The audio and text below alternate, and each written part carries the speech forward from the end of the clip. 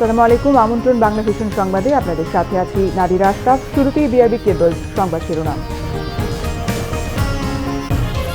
শোকাবহ 15 আগস্টে ধানমন্ডিতে বঙ্গবন্ধুর প্রতিকৃতি ও বনানী কবরস্থানে প্রধানমন্ত্রীর শ্রদ্ধা, দলীয় নেতাকর্মী সহ সর্বস্তরের মানুষের ঢল। বরেণ্য চিত্রশিল্পী মর্তুজা বশির আর নেই, রাজধানীর একটি হাসপাতালে মারা গেছেন করোনায় আক্রান্ত হয়ে। করোনা ও উপসর্গে বিভিন্ন জেলায় 17 জনের মৃত্যু। করোনা নিয়ে প্রতিটি ক্ষেত্রে ভুল করেছে সরকার, অভিযোগ ডাক্তার জাফরুল্লাহ।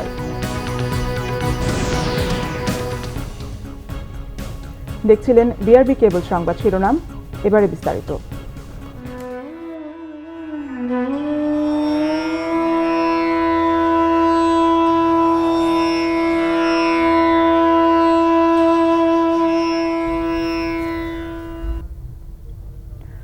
বঙ্গবন্ধু শেখ মুজিবুর রহমানের ৪৫তম শাহাদাত বার্ষিকী ও জাতীয় শোক দিবস আজ।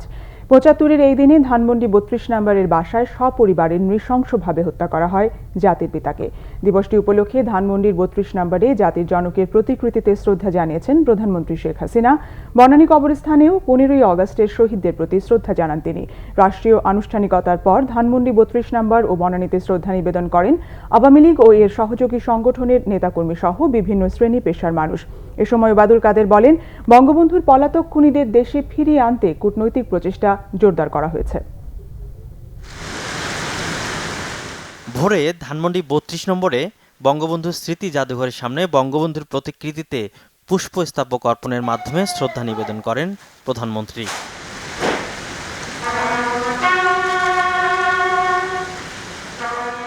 এরপর বঙ্গবন্ধুর প্রতি শ্রদ্ধা জানিয়ে কিছুক্ষণ নীরবে দাঁড়িয়ে থাকেন তার কন্যা শেখ হাসিনা।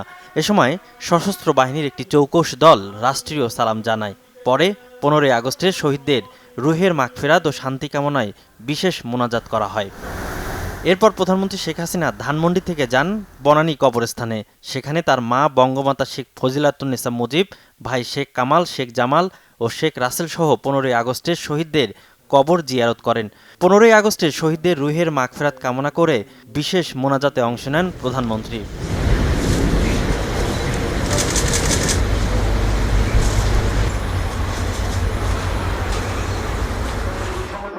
আওয়ামী লীগের পক্ষে সকাল ৮টায় দলের সাধারণ সম্পাদক ওবায়দুল কাদের কেন্দ্রীয় নেতাদের নিয়ে ধানমন্ডি ৩২ নম্বরে বঙ্গবন্ধুর প্রতি শ্রদ্ধা জানান।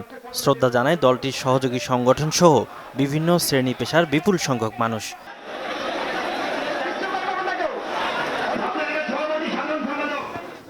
এরপর বনানী কবরস্থানে ১৫ই আগস্টের শহীদদের প্রতি শ্রদ্ধা জানান ওবায়দুল কাদের সহ দলীয় নেতৃবৃন্দ। সেখানেও শ্রদ্ধা জানাতে ঢল নামে মানুষের।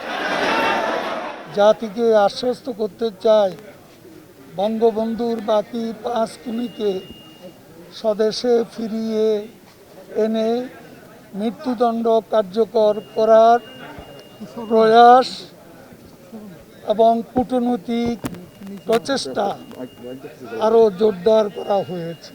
যারা কেক কেটে ভুয়া জন্মদিবস পালন করতেন, তারা এবার ভুয়া জন্মদিবস পালন না করার, কেক না কাটার সিদ্ধান্ত নেয়া, আমি মনে করি জাতি অনেক স্বস্তি পাবে।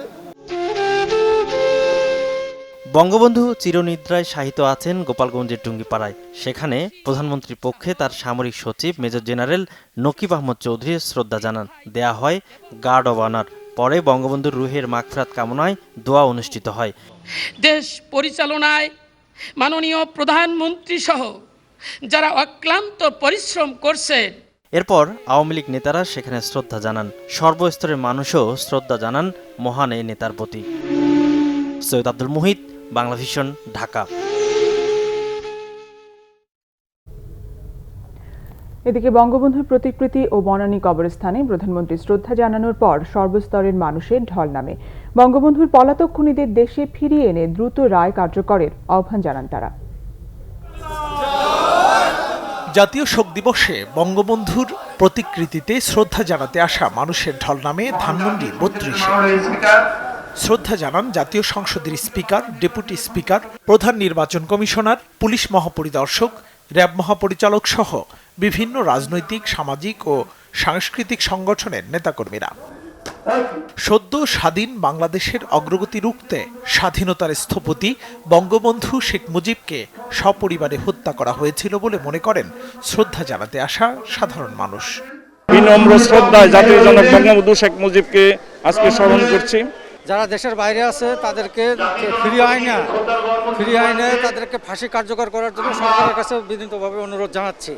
যারা ৭৫-এ ১৫ আগস্ট এই হত্যাকাণ্ড চালিয়েছিল তাদের বিরুদ্ধে আমরা সোচ্চার রয়েছি। বাঙালি জাতি এর বিচার শেষ করেই তারপর ঘরে ফিরবে ইনশাল্লাহ। ১৫ আগস্টে ঘাতকের বুলেটে শাহাদাত বরণকারী বঙ্গবন্ধুর পরিবারের অন্যান্য সদস্যদের শ্রদ্ধা জানাতে একইভাবে ঢল নামে বনানী কবরস্থানেও শ্রদ্ধা জানান ঢাকার ২ সিটির মেয়র ও সামাজিক সংগঠনের নেতাকর্মীরা। এখনো অনেক খুনি বিভিন্ন দেশে পালিয়ে আছে, বিশেষ করে যুক্তরাষ্ট্রের খুনি রাশেদ চৌধুরী এবং কানাডাতে খুনি নূর চৌধুরী এখনও তারা সেখানে আশ্রয় গ্রহণ করে আছে। আমাদের এটুকুই দাবি সেই সকল সরকারদের কাছে যাতে করে এই সকল খুনিদেরকে ফিরিয়ে দেওয়া হয় এবং তাদেরকে ফিরিয়ে এনে এই রায় সম্পূর্ণরূপে বাস্তবায়ন হয়। বঙ্গবন্ধুর পলাতক খুনিদের দেশে ফিরিয়ে এনে ফাঁসি কার্যকর করা গেলে দেশ কলঙ্কমুক্ত হবে, এমনটাই মনে করছেন সবাই। মুহিবুল্লাহ মুহিব, বাংলা ভিশন, ঢাকা। করোনা ভাইরাসে আক্রান্ত হয়ে চলে গেলেন বাংলার শিল্পকলার অন্যতম নক্ষত্র মুর্তজা বশির। শনিবার সকাল ৯টা ১০ রাজধানীর একটি হাসপাতালে শেষ নিঃশ্বাস ত্যাগ করেন তিনি। তার মৃত্যুতে শোক জানিয়েছেন রাষ্ট্রপতি আব্দুল হামিদ ও প্রধানমন্ত্রী শেখ হাসিনা। ৮৮ বছর বয়সী এই চিত্রশিল্পী বিভিন্ন শারীরিক জটিলতায় ভুগছিলেন। ফুসফুস ও কিডনি জটিলতার পাশাপাশি তার হৃদরোগও ছিল। দেশের চিত্রকলার বিকাশে মুর্তজা বশির অনন্য অবদানের জন্য পেয়েছেন ২১শে পদক এবং স্বাধীনতা পুরস্কার সহ অনেক পদক। তার মৃত্যুতে সংস্কৃতি জগতে এক অপূরণীয় ক্ষতি হয়েছে বলে মনে করেন বিশিষ্টজনেরা। জ্ঞান তাপস ডক্টর মোহাম্মদ শহীদুল্লাহর ছোট ছেলে মুর্তজা বশিরের জন্ম ১৯৩২ সালের ১৭ আগস্ট। ১৯৭৩ সালে চট্টগ্রাম বিশ্ববিদ্যালয়ের চারুকলা বিভাগে সহকারী অধ্যাপক পদে যোগ দেন। ১৯৯৮ সালে অধ্যাপক হিসেবে অবসর নেন। ভাষা আন্দোলন ও ৭১-এর মুক্তিযুদ্ধে তার অবদান চিরস্মরণীয়। বিকেলে বনানী কবরস্থানে তাকে দাফন করা হবে বলে জানিয়েছেন স্বজনরা। করোনা উপসর্গে কুমিল্লায় ৬ জন সহ দেশের বিভিন্ন জায়গায় ৮ জনের মৃত্যু হয়েছে। আর ভাইরাসটিতে আক্রান্ত হয়ে খুলনা, নোয়াখালী, মেহেরপুর, কুড়িগ্রাম, বগুড়া ও সাতক্ষীরায় মারা গেছেন ১০ জন। জ্বর, সর্দি, কাশি ও তীব্র শ্বাসকষ্ট নিয়ে কুমিল্লা মেডিকেল কলেজ হাসপাতালের করোনা ইউনিটের আইসিইউতে ৪ জন এবং আইসোলেশনে চিকিৎসাধীন ২ জন মারা গেছেন। সাতক্ষীরা ও রংপুরে ভাইরাসটির উপসর্গে মৃত্যু হয়েছে আরও ২ জনের। এদিকে করোনায় আক্রান্ত হয়ে নোয়াখালীতে ৩ জন, খুলনায় ৩ জন, মেহেরপুর, সাতক্ষীরা, বগুড়া ও কুড়িগ্রামে ১ জন করে আরও ৪ জনের মৃত্যু হয়েছে। এছাড়া বগুড়ায় ৮৭, চুয়াডাঙ্গায় ৪৫, টাঙ্গাইলে ৫৪, ঠাকুরগাঁয়ে ২১, মেহেরপুরে নতুন ১৭ জনের করোনা শনাক্ত হয়েছে। গণস্বাস্থ্য কেন্দ্রের ট্রাস্টি ডক্টর জাফরুল্লাহ চৌধুরী অভিযোগ করেছেন, ভিন্ন মতলব ও স্বার্থে গণস্বাস্থ্যের অ্যান্টিবডি কিটের অনুমোদন না দিয়ে সরকার দেশবাসীকে বঞ্চিত করেছে। সকালে গণস্বাস্থ্য নগর হাসপাতালে প্লাজমা সেন্টারের উদ্বোধনী অনুষ্ঠানে তিনি বলেন, করোনা নিয়ে সরকারের প্রতিটি ক্ষেত্রে ভুল রয়েছে। ভ্যাকসিনের জন্য বহির্বিশ্বের সঙ্গে যে ধরনের যোগাযোগ করা দরকার ছিল তা করতে পারেনি। বঙ্গবন্ধুর স্মৃতিকে স্মরণ করে প্লাজমা ও ব্লাড ডোনেশন সেন্টার করেছে গণস্বাস্থ্য। এর উদ্বোধন করেন প্রখ্যাত হেমাটো অনকোলজিস্ট অধ্যাপক M A Khan. BNP senior যুগ্ম মহাসচিব রুহুল কবির রিজভী অভিযোগ করেছেন, আওয়ামী লীগের সিন্ডিকেট আর প্রতারক চক্রে ধ্বংস হয়েছে স্বাস্থ্য খাত। নয়াপল্টন কেন্দ্রীয় কার্যালয়ে দলের চেয়ারপারসন বেগম খালেদা জিয়ার সুস্থতা, করোনায় মৃত্যুবরণকারী নেতাকর্মী এবং দেশবাসীর মাগফেরাত এবং বানভাসীদের দুর্দশা লাঘবে দোয়া অনুষ্ঠানে এসব কথা বলেন তিনি। মানুষ আজ কথা বলতেও ভয় পায় উল্লেখ করে বিএনপির এই নেতা বলেন, এই দুঃসময় থেকে বাঁচতে দরকার গণতন্ত্র পুনরুদ্ধার। বেগম জিয়া কোনো সংকটে দেশের মানুষকে ছেড়ে যাননি বলেও মন্তব্য করেন রিজভী। রাজধানীর বাইরেও নানা কর্মসূচিতে পালিত হচ্ছে বঙ্গবন্ধু শেখ মুজিবুর রহমানের ৪৫তম শাহাদাত বার্ষিকী ও জাতীয় শোক দিবস। দিবসটি উপলক্ষে চট্টগ্রামে নানা কর্মসূচি পালন করেছে আওয়ামী লীগ ও সরকারি বেসরকারি বিভিন্ন প্রতিষ্ঠান। খুলনা বেতারে অবস্থিত বঙ্গবন্ধু শেখ মুজিবুর রহমানের ভাস্কর্যে শ্রদ্ধা জানান জাতির বীর সন্তানরা। বরিশালে আওয়ামী লীগ কার্যালয়ে জাতীয় পতাকা অর্ধনমিত ও কালো পতাকা উত্তোলন করা হয়। অশ্বিনী কুমার হল চত্বরে বঙ্গবন্ধুর প্রতিকৃতিতে বিনম্র শ্রদ্ধা জানায় বিভিন্ন সংগঠন। বঙ্গবন্ধু শেখ মুজিবুর রহমানের ৪৫তম শাহাদাত বার্ষিকী পালন হয়েছে রংপুরেও। রাজশাহীতে জেলা ও মহানগর আওয়ামী লীগ আলাদাভাবে জাতীয় শোক দিবস পালন করেছে। ময়মনসিংহ সার্কিট হাউসে বঙ্গবন্ধুর প্রতিকৃতিতে শ্রদ্ধা জানান গৃহায়ন ও গণপূর্ত প্রতিমন্ত্রী শরীফ আহমেদ সহ দলীয় নেতাকর্মীরা। বিনম্র শ্রদ্ধায় বঙ্গবন্ধুকে স্মরণ করা হয় সিলেটে। শোক র্যালি, আলোচনা ও বঙ্গবন্ধুর প্রতিকৃতিতে শ্রদ্ধা নিবেদন সহ চলছে নানা কর্মসূচি।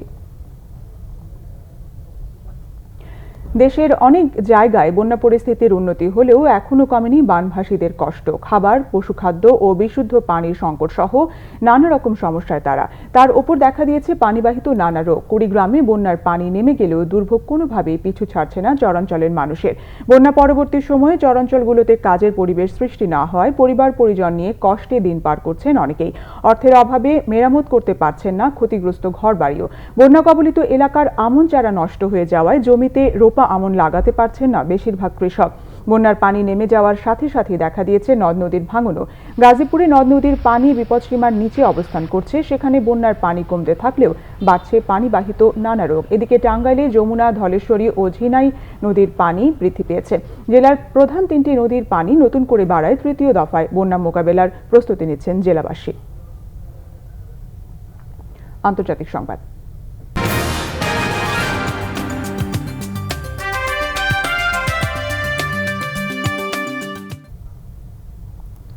বিশ্বে করোনায় মৃত্যুর 7,63,000 ছাড়িয়েছে। মোট শনাক্ত 2,13,00,000-এর উপরে। এদিকে রাশিয়া ও যুক্তরাজ্য থেকে করোনা ভ্যাকসিন কিনতে চুক্তি করেছে ইউরোপীয় ইউনিয়ন ও ভিয়েতনাম। করোনা ভাইরাসে মৃত্যুর তালিকায় শীর্ষে থাকা যুক্তরাষ্ট্রে মারা গেছে আরও 1,120 জন। এতে দেশটিতে মৃতের সংখ্যা বেড়ে 1,71,000 ছাড়ালো। মোট আক্রান্ত 54,76,000-এর বেশি। ব্রাজিলে আরও 1,007 জন সহ মৃতের সংখ্যা 1,06,000 ছাড়িয়েছে। আক্রান্ত 32,76,000-এর বেশি। ভারতে শুক্রবার মারা গেছে আরও 990 জন মানুষ। এ নিয়ে মোট মৃত্যু 49,000 ছাড়িয়েছে। এদিকে সদ্য রাশিয়ার উদ্ভাবিত করোনা ভ্যাকসিন কেনার প্রক্রিয়া শুরু করেছে ভিয়েতনাম। আর করোনা ভ্যাকসিনের 30 কোটি ডোজ কিনতে যুক্তরাজ্যের ফার্মাসিউটিক্যাল কোম্পানি অ্যাস্ট্রাজেনেকার সঙ্গে চুক্তি করেছে ইউরোপীয় ইউনিয়ন। সংবাদ শেষ করব বিআরবি কেবল শিরোনামগুলো আরেকবার জানিয়ে। শোকাবহ 15 অগস্টে ধানমন্ডিতে বঙ্গবন্ধুর প্রতিকৃতি ও বনানী কবরস্থানে প্রধানমন্ত্রীর শ্রদ্ধা, দলীয় নেতাকর্মী সহ সর্বস্তরের মানুষের ঢল। বরেণ্য চিত্রশিল্পী মুর্তজা বশির আর নেই। রাজধানীর একটি হাসপাতালে মারা গেছেন করোনায় আক্রান্ত হয়ে।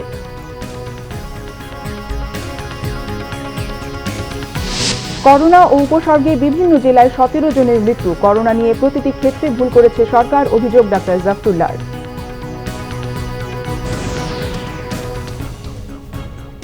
এই ছিল এখনকার মতো। পরের সংবাদ বিকেল 4টায়। এর আগে 3টায় নিউজ টপ 10 দেখার আমন্ত্রণ রইল। এছাড়া বাংলাভিশন সংবাদ ও সংবাদ সংশ্লিষ্ট অনুষ্ঠান দেখতে লগ ইন করুন facebook.com/বাংলাভিশন এবং সাবস্ক্রাইব করুন youtube.com/বাংলাভিশন নিউজ। ধন্যবাদ সঙ্গে থাকার।